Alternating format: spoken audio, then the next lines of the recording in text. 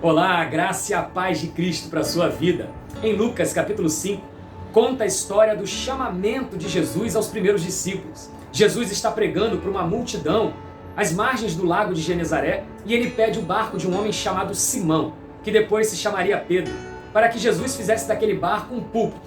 E depois de Jesus ter pregado a multidão, ele pede para que Simão Pedro levasse o barco até as águas mais profundas. E quando Pedro assim o faz, Jesus diz: lance as suas redes. E Simão Pedro dá uma declaração impressionante.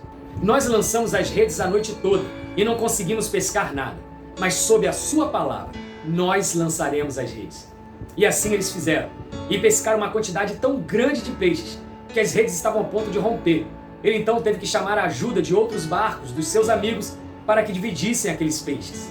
E Jesus, vendo que eles estavam muito impressionados com aquele milagre, Jesus disse a eles: sigam, e eu farei de vocês pescadores de homens. E eles se tornam então os primeiros discípulos de Jesus. Duas coisas me chamam a atenção de uma forma especial nessa passagem. A primeira delas é o fato de Jesus ter dito para Simão ir até as águas profundas com ele. Aquele seria o lugar do milagre. E imediatamente isso me faz lembrar a passagem de Ezequiel, capítulo 47, em que um anjo chama Ezequiel para adentrar ao rio, e o anjo só se deu por satisfeito quando as águas eram tão profundas ao ponto de cobrir. Isso, na palavra de Deus, nos fala da intimidade com Deus. Fala de uma imersão em Deus. Fala de um lugar de intimidade, onde outras vozes não são ouvidas, mas somente a voz do Senhor pode ser discernida. Eu aprendo aí que a intimidade com Deus é a primeira chave para os milagres, para as bênçãos de Deus em nossas vidas. É viver uma fé intensa, uma fé imersa no Senhor. A segunda questão que me chama a atenção nessa passagem é a obediência de Pedro. Pedro mal conhecia Jesus ali naquela ocasião, mas ele dá essa declaração: sob a sua ordem, eu lançarei as redes. Jesus não era pescador, aquele não era o melhor momento para se pescar, aquele não era o melhor lugar. E Pedro já havia, no horário adequado, no momento adequado, no local adequado, sendo ele pescador, lançado as redes e a noite toda não conseguiu pescar nada.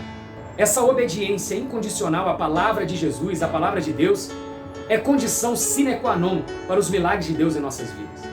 Obedecer a Deus é uma chave importante para nós vivermos uma vida de prosperidade nessa terra.